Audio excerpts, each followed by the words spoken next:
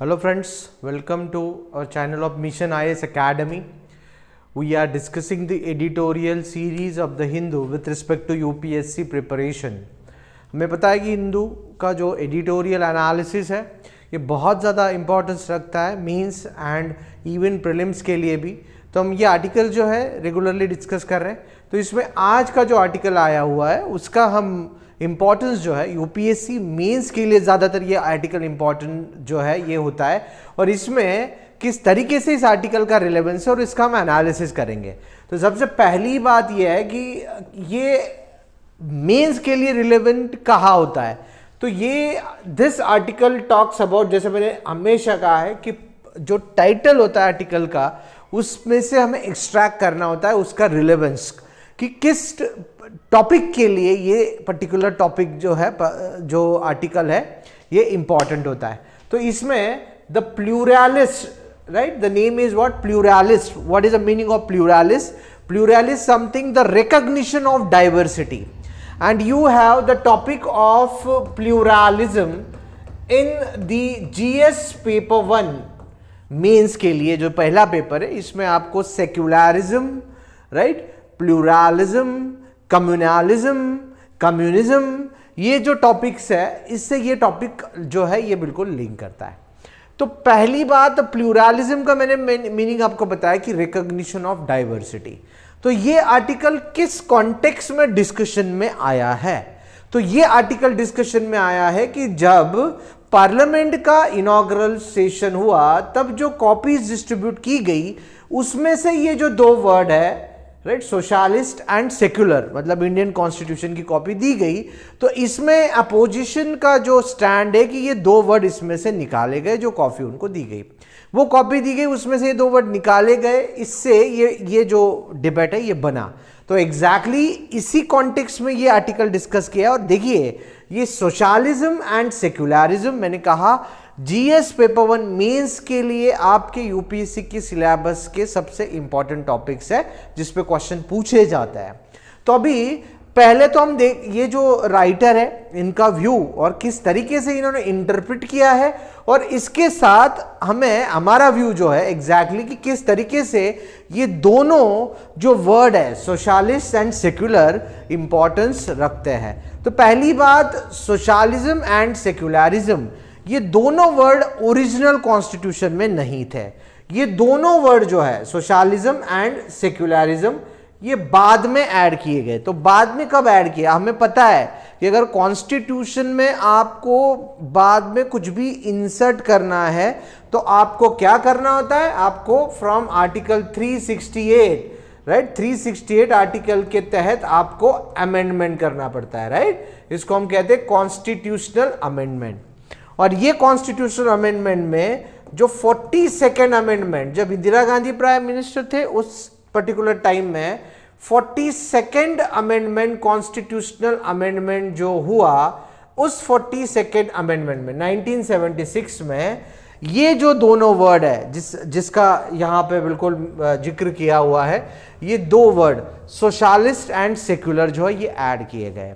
मतलब 42nd constitutional amendment act 1976 added the word socialist and secular into the Indian constitution.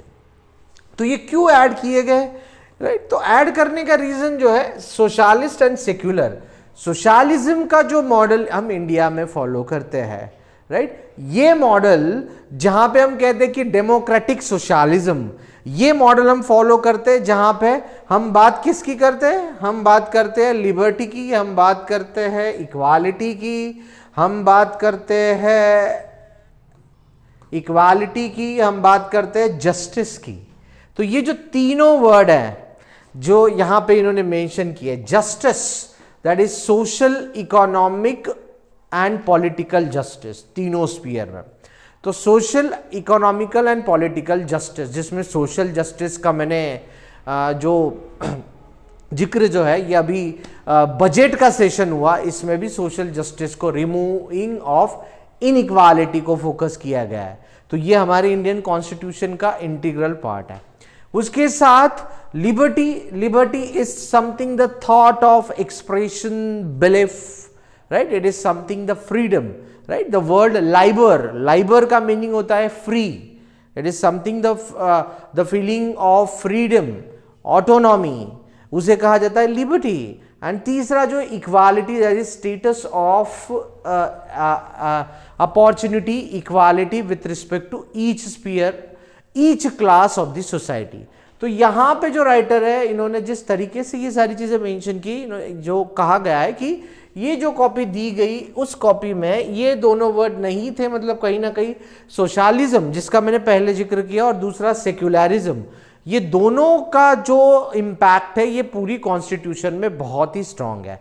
Socialism जैसे मैंने कहा कि डेमोक्रेटिक सोशलिज्म हम फॉलो कर रहे हैं, जहां पे हम ये जो इक्वालिटी जो है, लिबर्टी जो है, इनको हमने ज्यादा से ज्यादा फोकस किया है क्योंकि ये सोशलिज्म से ही लिंक करता है। एंड दूसरा पार्ट है secularism, it is related with the religion, ये रिलीजन से रिलेट करते हैं। और रिलीजन से रिलेट करने वाले जो article 25 up to the article 28 जो है ऑलरेडी इंडियन कॉन्स्टिट्यूशन में इंसर्ट किए गए, हमें पता है, from article 25 up to article 28 they talks about what, religious freedom. तो कहीं ना कहीं सेक्युलरिज्म जो है, जहां पे राइट, सेक्युलरिज्म में हर रिलीजन को ऑटोनॉमी दी गई है to practice their religious beliefs, their tenets, right, without interfering each other's sphere. So that is the model of secularism. तो कहीं ना कहीं यहाँ पे जो ये आर्टिकल में जो चीजें कही गई है कि ये चीजों को एक्सप्लेन किया गया है कि किस तरीके से ये सेक्युलर एंड सोशलिज्म जो है ये इम्पैक्ट करता है। और इसमें हमारे लिए इंपॉर्टेंट बात ये हो जाती कि इसमें जो जो स्कॉलर्स के जो रेफरेंसेस लिए गए हैं, ये भी आपकी जब आप आंसर राइटिंग करते हो, आप एसए की करते हो, इवन आप मेंस के जीएस के लिए जो इस कॉन्टेक्स्ट में क्वेश्चन आता है, तो वहां पे आपको ये रेफरेंसेस आप यूज कर सकते हो। तो इसमें एक जो सबसे इंपॉर्टेंट रेफरेंस यहाँ पे मेंशन किया गया है, that is the name of the scholar, right, Sarbani Sen, right, और उनका बुक है द कॉन्स्टिट्यूशन ऑफ इंडिया। तो यहाँ पे उन्होंने पॉपुलर सोवेर्निटी एंड डेमोक्रेटिक ट्रांसफॉर्मेशन, ये बुक का नाम है, और इसमें इन्होंने कहा है कि कितना ज्यादा इंपॉर्टेंस होता है पॉपुलर सोवेर्निटी का। अभी सोवेर्निटी क्या है, it is also the part of preamble. So preamble के ये सारे एलिमेंट्स है, देखिए, वी द पीपल, यहां से प्रियम्बल शुरू होता है और प्रियम्बल में ही ये सारी चीजें आती है, सोवेर्निटी, सोशलिज्म, सेक्युलरिज्म। तो ये सोवेर्निटी मतलब क्या होता है, it is something where the state controls all the activities, जो इलेक्टेड बॉडी है। तो इसमें ये पॉपुलर सोवेर्निटी, राइट, ये बहुत इंपॉर्टेंट एस्पेक्ट है, क्योंकि सोवेर्निटी एक ऐसा नोशन है, जैसे सोशलिज्म होता है, जैसे सेक्युलरिज्म होता है, वैसे सोवेर्निटी एक ऐसा नोशन है जिसपे भी जो है डिफरेंट स्कूल ऑफ थॉट आए हैं।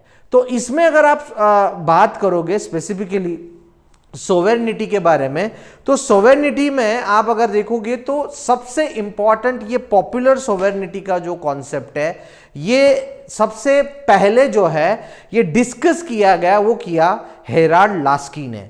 तो लास्की जो है, he was consider as one of the important political thinker, right, इसको Harold Laski. So he talked about this popular sovereignty and he was against to the monistic sovereignty.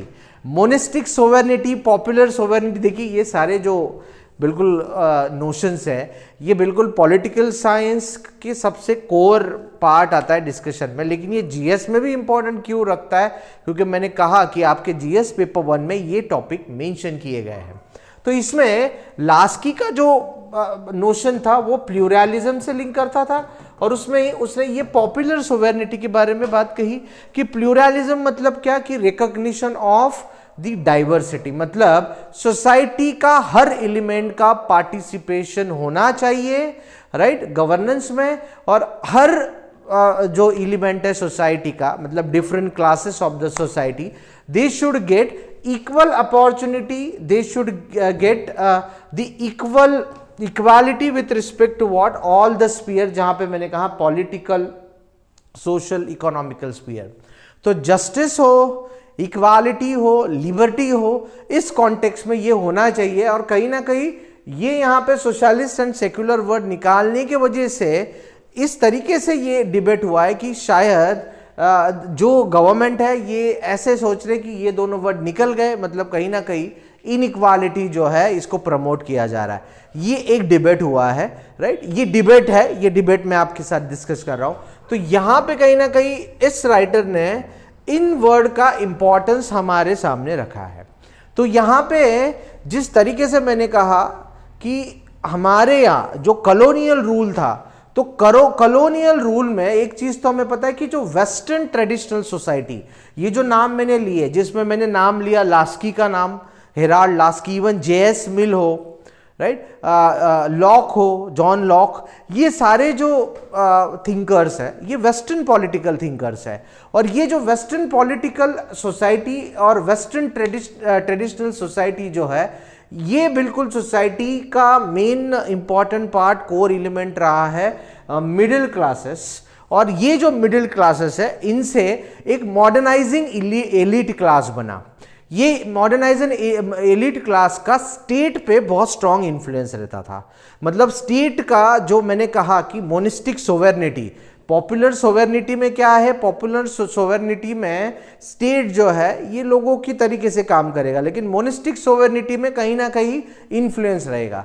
तो यही बात यहाँ पे है कि जो मॉडर्नाइजिंग एलिट था, राइट, जो मॉडर्नाइजिंग एलिट है, ये मॉडर्नाइजिंग एलिट कहीं ना कहीं इसका स्ट्रॉन्ग इंपैक्ट जो है ये स्टेट के गवर्नेंस पे रहा है, राइट। ये कहीं ना कहीं डोमिनेंट क्लास रहा है और मॉडर्नाइजिंग एलिट, ये राइटर का जो है बिल्कुल व्यू है। और यहाँ पे आपको एक चीज समझ में आती है कि ये मॉडर्नाइजिंग एलिट आया, ऑब्वियस है अगर एक क्लास आया तो उसको काउंटर बैलेंस करने के लिए दूसरा क्लास आएगा। और दूसरा क्लास मतलब क्या, ये दूसरे क्लासेस में आ गए छोटी छोटी ऑर्गेनाइजेशंस एंड मूवमेंट्स। इसमें कौन आएगा, ये अगर एलिट है, एलिट मतलब रिच क्लास है, तो उसको अपोज करने वाले कौन रहेंगे, पुअर क्लास रहेगा। तो इसमें कौन आए, इसमें आए farmers, social movements, labour groups, right, even human right activities, right, caste, subaltern caste, tribals, right, these are something the important the groups जो पुअर क्लास थे, ये इसमें इन्वॉल्व हुए। तो इससे क्या होगा, डिफरेंसेस बढ़ गए दो, एक तो मॉडर्नाइजिंग एलिट है और दूसरे उसको काउंटर बैलेंस करने के लिए, राइट, दूसरा क्लास जो ये आया। और इनकी जो अलग अलग ऑर्गेनाइजेशंस थी, जैसी Una agitation by Dalit, right, even Pathalgadi movement of the tribal जो झारखंड में हुई, farmers movement of the Punjab and Haryana, ये एग्जाम्पल से आपके हिस्ट्री में आते हैं। और इवन जो अभी सिटीजनशिप एक्ट के लिए, राइट, जो मूवमेंट हुई, जो अभी भी डिस्कशन में है, राइट, सीएबी सिटीजनशिप एक्ट जो है, इसके लिए जो मुस्लिम पॉपुलेशन की मूवमेंट हुई उसके अगेंस्ट, तो ये सारी चीजें जो है क्या हो गई, ये काउंटर बैलेंस करने के लिए। तो ये जो सिचुएशन है कि अगर मॉडर्न एलिट अगर इमर्ज होता है तो उसको काउंटर बैलेंस करने के लिए दूसरा क्लास होगा। और इससे क्या होगा, इससे डिफरेंसेस बढ़ते हैं। और डिफरेंसेस बनना मतलब कहीं ना कहीं हम इनइक्वालिटी की तरफ जाते हैं। और इक्वालिटी जो है ये हमारे इंडियन कॉन्स्टिट्यूशन का सबसे प्राइम जो है कंपोनेंट है, क्योंकि हमने प्रियम्बल में भी इसको अलग से इंपॉर्टेंस दिया है, जो मैंने शुरुआत में भी कहा और इस आर्टिकल में भी दिया हुआ है, right. They talk about what, they talk about the equality. और कहीं ना कहीं अगर इक्वालिटी कम होती है तो कहीं ना कहीं ये अनस्टेबिलिटी क्रिएट कर सकती है। तो इसमें और जो व्यूज है, जिसमें सबसे इंपॉर्टेंट, राइट, जिन्होंने इक्वालिटी के लिए सबसे सब्सटेंशियल कंट्रीब्यूशन रहा इंडियन सोसाइटी में, और वो थे डॉक्टर बी आर अम्बेडकर। तो बी आर अम्बेडकर जो थे, इन्होंने भी जो प्रियम्बल का जो बिल्कुल फ्रेम किया, उन्होंने भी इन वर्ड को जो है स्पेसिफिकली मेंशन किया, जो है liberty, equality and fraternity as a principles of the life. और specifically liberty cannot diverse from equality. Liberty और इक्वालिटी दोनों एक दूसरे से अलग नहीं हो सकते। मतलब ना आप इक्वालिटी को लिबर्टी से दूर कर सकते हो या लिबर्टी को हम इक्वालिटी से दूर कर सकते हैं। ये जो चीज है ये स्पेसिफिकली मेंशन की गई है क्योंकि दोनों इंटरलिंक है, राइट। जहां लिबर्टी होगी वहां इक्वालिटी होगी, जहां इक्वालिटी होगी वहां लिबर्टी होगी। तो इसी कॉन्टेक्स्ट में कहीं ना कहीं ये जो दोनों टर्म्स है ये बहुत ज्यादा इंपॉर्टेंस रखते हैं। ऐसे यहां पे राइटर ने कहा है, that is the socialist and secular.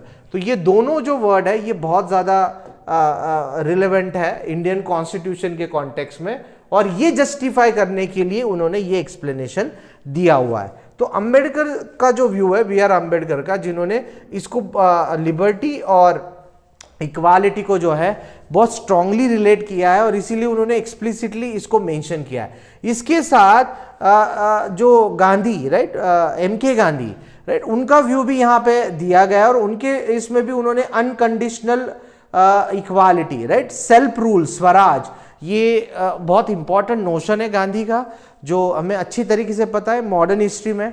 तो यहाँ पे भी जो सेल्फ रूल है ये क्या है एग्जैक्टली, तो यहाँ पे राइटर कहते हैं कि ये सेल्फ रूल जो है एग्जैक्टली इसका मतलब ये कि it is not with respect to right the importance of the self. Self का मतलब कहीं ना कहीं ये ऐसा है, ये वर्ड ऐसा है कि ये सेंटराइज करता है, right. Self means what, normal context में हम जब कोई भी सेल्फ यूज करता है तो इसका मतलब ईगो हो जाता है, राइट, ये हमें पता है। Self is something what you are thinking your self only. So in this context यहां पे जो गांधी ने सेल्फ रूल जो एक्सप्लेन किया है वो इस कॉन्टेक्स्ट में नहीं है कि आप खुद के लिए, right, it is not like that कि you are thinking only for you, it is the basis of self realisation. Self rule मतलब सेल्फ रियलाइजेशन, मतलब आपको इनर वे से आपको ये रियलाइज होना कि self governance, self rule is not with respect to any element, any section of the society. किसी एक सोसाइटी के सेक्शन पे नहीं है ये, जैसे यहाँ पे इन्होंने मेंशन किया, देखो एवरी सेल्फ, राइट, तो self is not like with respect to the section of the society, right, जैसे Hindu self, Muslim self, it is on the basis of what, it is on the basis of self realisation. तो कहीं ना कहीं इस self rule को expand किया है, और जो गांधी का व्यू है ये बिल्कुल इस पर्टिकुलर बुक में रखा गया है।